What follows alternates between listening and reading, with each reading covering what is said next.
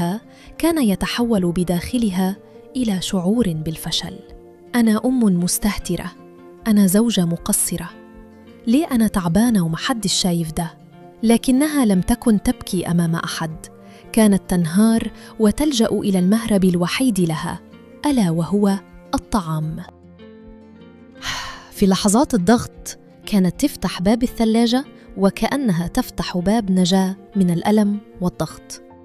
تأكل بسرعة بلا شعور بطعم أي شيء، فقط محاولة لإسكات ذلك الألم.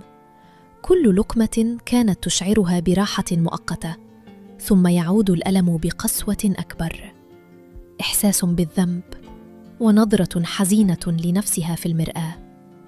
ليه كده؟ أنت كده بتضيعي. ومع كل مرة كانت بتأكل أكثر، وكانت تهرب أكثر، فتحزن أكثر